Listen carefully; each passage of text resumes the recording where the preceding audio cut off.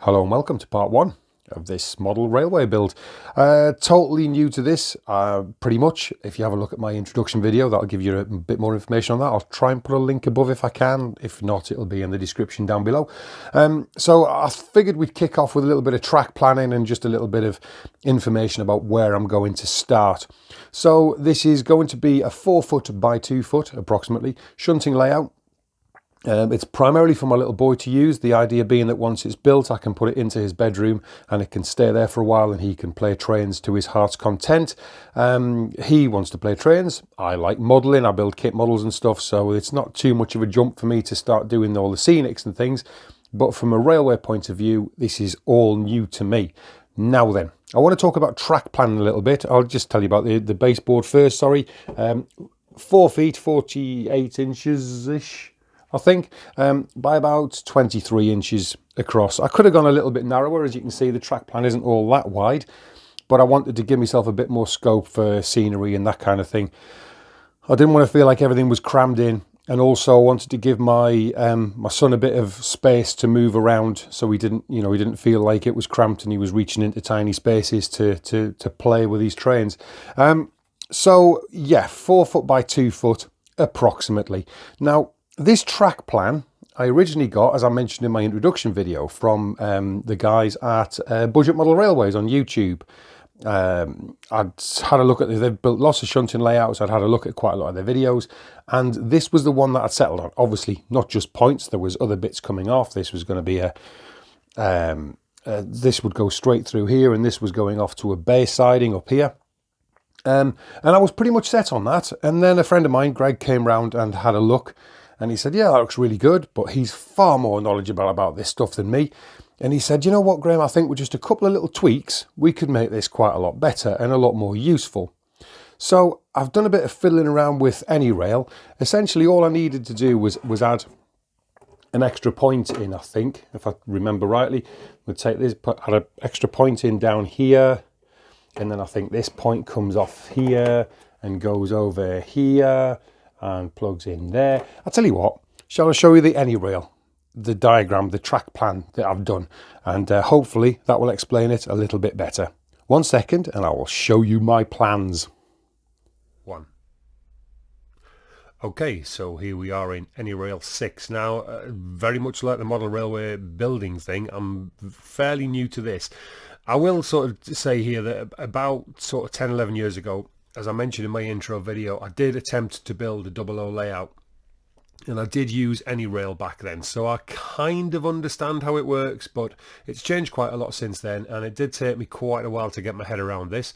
And I will also point out that when you look at the identification markers at the bottom of the screen, where it says Hornby Standard Turnout or 8073, what I'm actually using are the Bachmann ones, the Bachmann branch line points here, pure and simply because my local model shop had that's what they had in stock, and they're the same tooling as the Hornby apparently, so they're like for like. But just so you're aware, it's actually Bachmann points I'm using. The rest of the track is all Pico Streamline Flexi, which obviously will be cut to length. So then let's get on with it. So originally, like I showed briefly on the baseboard there would have been an extra point coming into here, which would have taken a road over to a bay platform. But when we looked at it and when Craig had a bit of a look, he thought it could be made much more useful. Now, this is going to be for my little boy to play with predominantly, so I want to maximise the shunting potential to keep his interest. I'm looking at doing 50s, 60s era, so I can run both steam and diesel. My little boy is 9 years old. He loves steam trains, as a lot of little boys do. I prefer diesels myself. I work as a driver and shunter. I drive Class 08s, Class 20s, Class 47s every day of the week. So I'm more into diesels because it's what I know. Although that's about where my railway knowledge ends. So if some of my terminology is a little bit off, then I do apologise. I'm not very familiar with how a shunting yard or a goods yard would have operated during that era.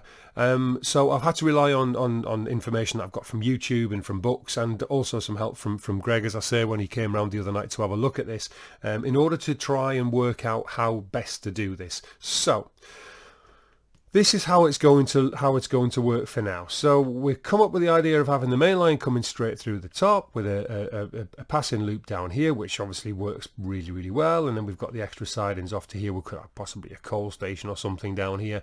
I'm not really sure how that's all going to pan out yet, to some degree. This little siding here, Greg advised that would be a good spot to put to stable a brake van, which works well. And then here we could have a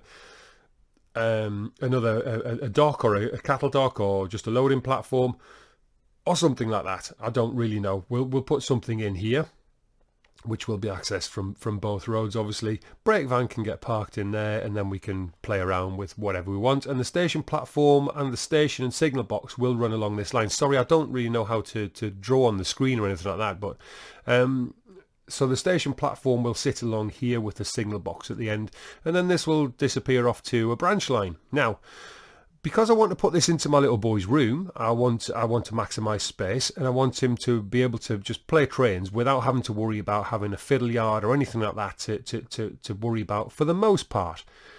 And Greg came up with an idea for that and suggested, why not, where this branch line is, create a scenic break coming across here with a road bridge, for example, which I think is what I'm going to go with. So we'll create a road bridge going across here, and then the trains, once the consist formed up, can be taken out of here and run away into the branch line. Now, that's all well and good, and I do like that, and it makes a lot of sense. The only slight issue there is that the amount of space that I've got is not going to be able to get very much to sort of disappear off stage, if you know what I mean.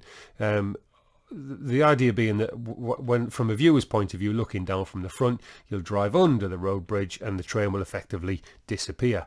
But doing that, you could probably only get a couple of wagons, maybe 3 at the most. And I want to run this as like a shunting puzzle, if possible. I don't know if that's going to work, but so I'm looking at realistically wanting to be able to put 4 or 5 wagons, including a brake van, together, just so it gives him a little bit more to play with. So I thought, if I'm going to do that, if there's not going to be quite enough space to make that all disappear out of here, I may as well have this so that if I wanted to, I could add a small fiddle yard onto the side up here. I don't think it'll be necessary. We'll see how we go, but ideally I'd rather keep it as a simple 4x2 layout.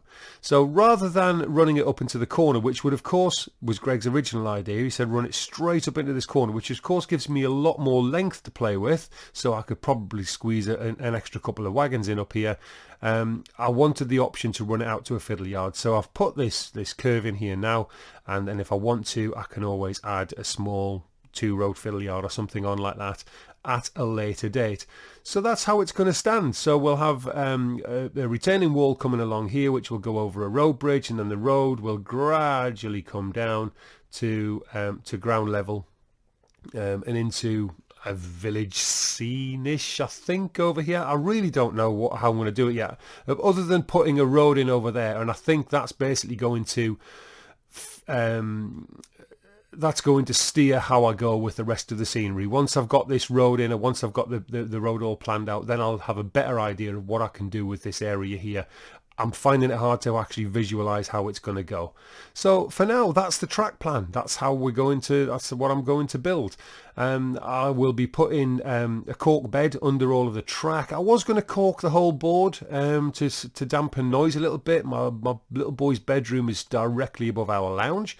So there is a possibility of, if he's up there playing, that the noise will transfer down while I'm trying to watch Netflix.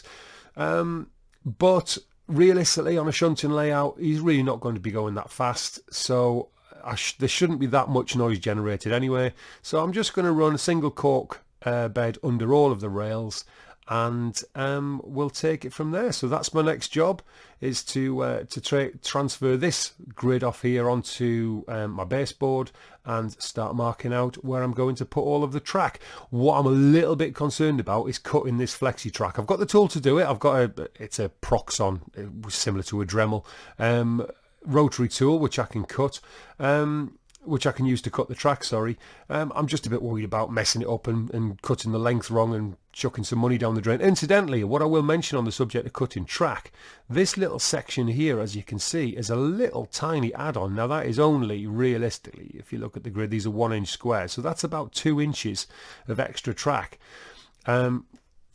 Again, that's not my idea. I have to give full credit to my friend Greg for that. When he looked at the track pan originally, he suggested I needed to create a little bit more room for what was it? Oh, to get this bent, to get this curve in here, I needed some more some more room coming from the left. Sorry, so I added a little bit of track in here, but that still gives me enough distance along here to put the station platform and the signal box at the end. Again, I apologize if that all sounds like it's gobbledygook.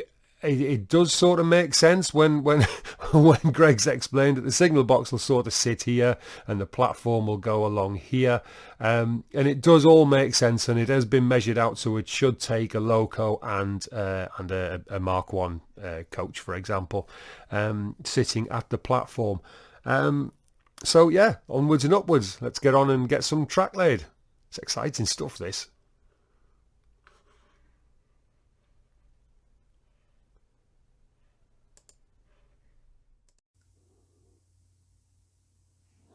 Okay, so trying to fathom all this out and translate the measurements from any rail onto the baseboard here. I figure that because the lower siding, whatever that is going to be, and the upper branch line siding, branch line?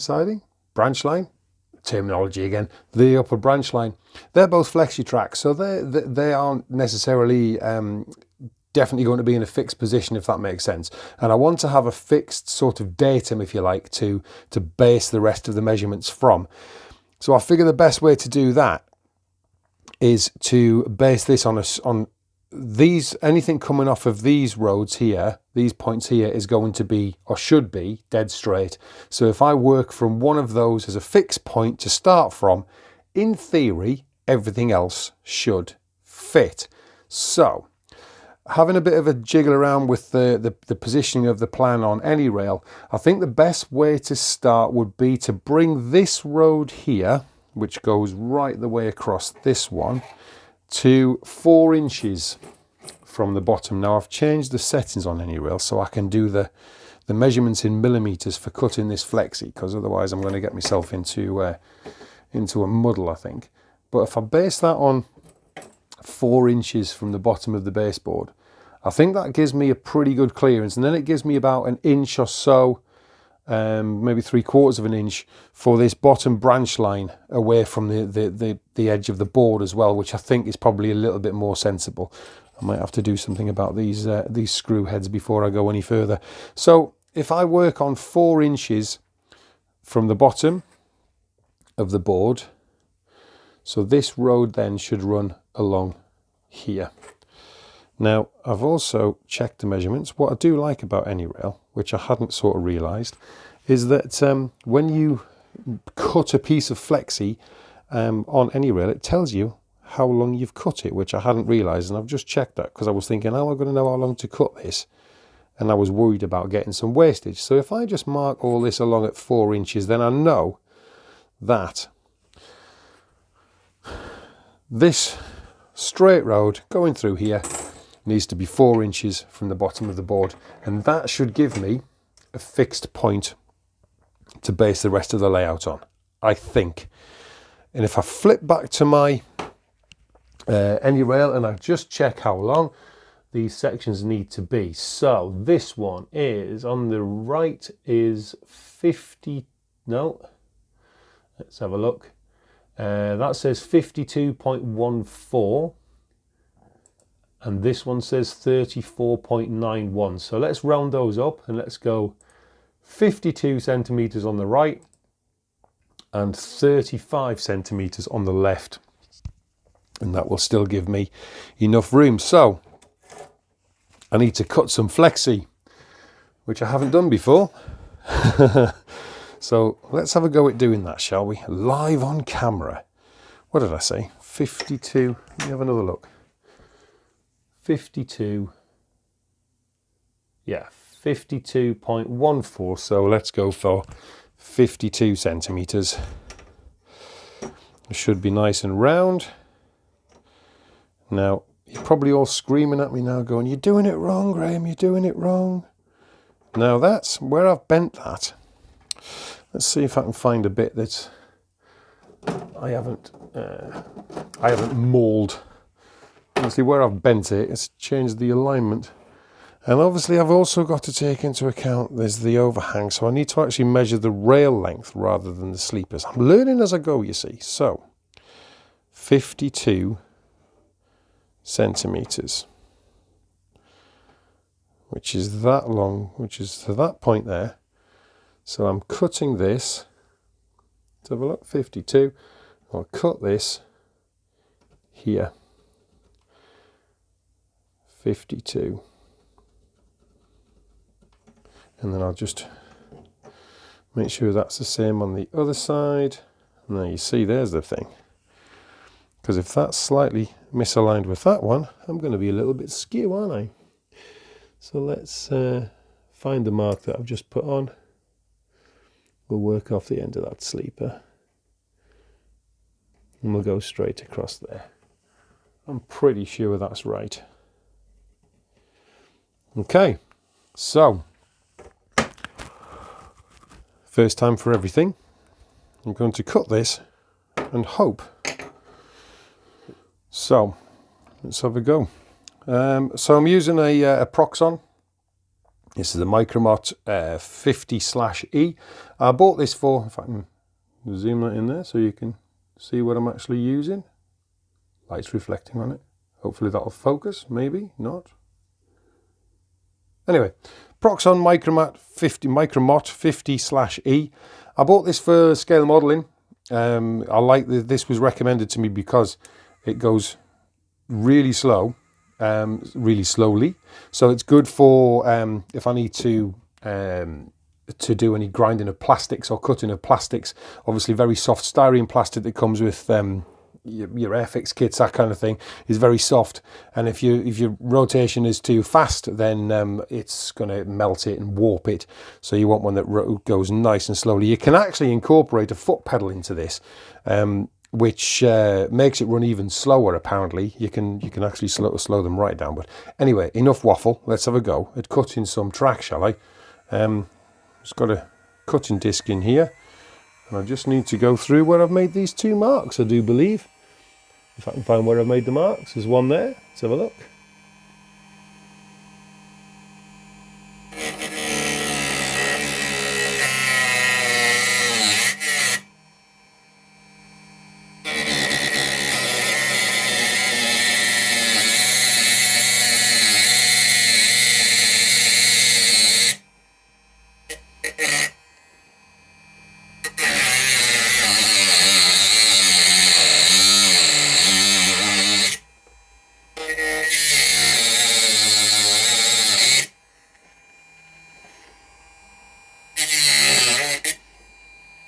And there we go. Now then, I think I might possibly need a finer cutting disc on that, but all being well, I might just get a pair of snips to finish that off. All being well, that should now be cut to the right length. Fingers crossed. So if I get some rail joiners, I do have some down here, and we'll see what happens, shall we? Now then, do I need to? I'm going to need to trim that back, aren't I? So again, this is all new to me, so I need to get rid of this webbing behind here, I do believe. So if I just cut that off there. Just using a pair of Tamiya sprue cutters. These are designed for cutting styrene, but they seem to be doing an okay job of this. These aren't my best ones, by the way. And then I think what I'll also do is run a small file over those I nip over to my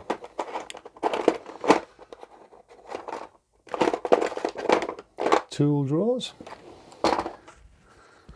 I think I'll just chamfer the end off very carefully.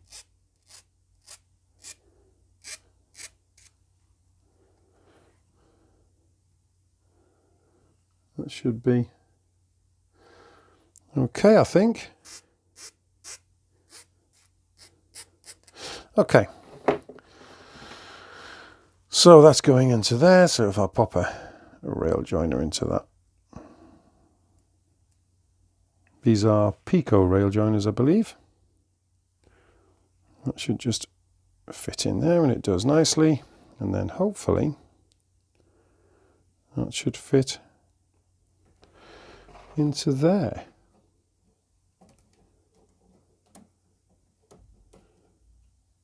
That's very, very tight. Nope. Okay, so that doesn't really want to go in there. Let's try and get a better look at it, shall we? The track, the rail, doesn't want to go into that joiner there. Okay, let me grab some pliers and we'll have a fiddle.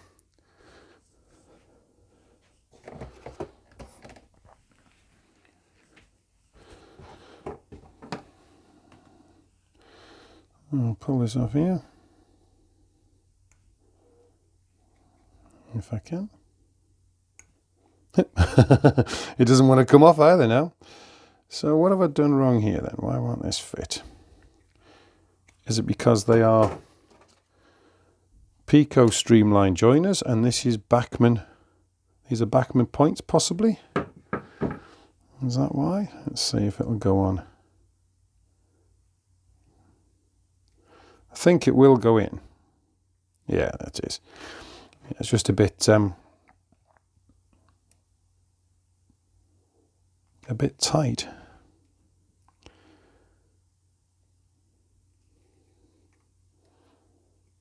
There we go. That's better. Got it that time. That probably took a little bit more time than it really should have done in an ideal world. So let's just slot that in there now. And hopefully I've joined my first bit of track. Whoop, whoop. Look at that. There you go. There's nothing to this model railway building in malarkey, is there? Dead easy. So all I need to do now is make sure that this is perfectly lined up. I need to cut another length, which of course is going to be too short. No, it's not. In fact, you know, I might just get 2 out of 1 here. Let's have a look. Because that in the bin. If I put this in here like this, as it's supposed to go, that sits down here, and then this one might actually only need a little tiny bit of trimming, and it does. So I'm going to work this out, get a few more bits of flexi cut, and then once I've got this all laid out, I'll start thinking about cutting some cork. Back in a bit.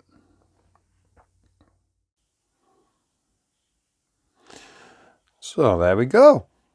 A little bit of fiddling, and all the track is cut to length, or roughly. I may have to just trim a couple of bits here and there, but I didn't want to sort of go too short because I'm going to need to put buffer stops in on the ends, but I'm not sure what kind of buffer stops I'm going to use, so I don't really know how much space I need to leave, how much track I need to leave, etc. So for now, that's it. I've just been fiddling around cutting, if I can get that, cutting flexi. It was a lot easier than I expected. I changed the cutting disc on my Proxon for something a little bit finer, and that made a big difference. Cut through a lot easier. And just to try and prove that it worked, I've if I just pull that off there, I can show you. Just very roughly soldered some wire onto some fish plates, and with a very, I think it's the most basic Hornby controller that you can buy, which I just picked up from a local model shop. He just had it knocking around in his spares box. So yeah, it's terrible. I've got a nicer Gauge Master controller in the house. That's another story for another video. I'll explain all about that because that was quite exciting. So yeah, I've given it a little bit of a run. Unfortunately, it's not running very well at all. I'm suspecting it's because it's low on power. But if I run this little 060, you can see it's struggling to get over the points at slow speed. I think it could be a lack of power, having only one power supply at that end. It could be this cheap controller. I've got a Class 25 here as well that was given to me by a friend from work, and that's even worse. It runs really noisy. I don't know if you can hear that. It's stopped again. It's making horrible buzzing noises, and the Class 25 does the same, and that also derails every time it goes over points. So might need a bit of work on that. I'm not really sure what's going on there. I've heard that sometimes if these are the same tooling as the Hornby points, I've heard that it could be these insulated frogs here that can cause trouble. I've heard people suggest that they need sort of very gently sanding down a little bit. They can be a little bit proud. I've also seen a tip somewhere where you can put some aluminium foil over them to make them a little bit longer and the insulation a bit shorter. However, I am going to fit part of the track plan after my consultation with Greg. Part of the track plan is to fit insulated joiners in several places, and also to put multiple wiring points through. I think I've got about 5 different points for wiring, and some insulated joiners so that I can leave locos stabled up in, wave my hands around, leave locos stabled up in sidings, etc. So it's by no means all connected and everything else. Obviously, I've put it together just to give it, just so I could see the layout in its entirety, and just because I wanted to give it a little try, to be fair. But as soon as I can pick up a pack of insulated joiners, my local shop's been out of stock for the last couple of weeks, so I need to grab a pack of insulated joiners. Then I can work out where they need to go. In fact, I know where they need to go because Greg's told me. But I'll put those in place, and then I will I'll put some droppers through and get it all soldered up properly, and hopefully with more power going through, maybe these locos will run a little bit nicer. I mean, I know this is quite an old loco, but it has been serviced before I had it, and it is in very good condition. If it was just the one that was running rough, I would maybe put it down to the loco, but this Class 25 is doing the same. They're both running very, very rough indeed, so I'm assuming it's a power issue. Anyway, so for now, I'll leave it at that. I'll come back to you in another video, and we'll do some cork laying and all that kind of stuff. I don't know why I was waffling on about measurements and all that kind of stuff at the beginning, because to be quite honest, it didn't really matter today. All I wanted to do today was get the track cut to length and give it a little test to prove that it works. And I think I've done as much as I can for now. So until next time, thanks very much for watching. If you've got any tips, incidentally, please, on these fitting these fish plates, because I'm having a right battle with them. Every one I want to put on, I've got to sort of slip it over the end of the point, and then I've got to really force it in with the flat part of these pliers. So yeah, if any tips for getting those on. I know they have to be tight, obviously, but they're just really difficult to get on. Anyway, That'll do for now. Thanks for watching, and I'll come back to you soon, hopefully, and we'll get some cork down and start making this thing a little bit more permanent. I'm enjoying this so far. It's all good fun. Cheers, guys. You take care now. Bye-bye.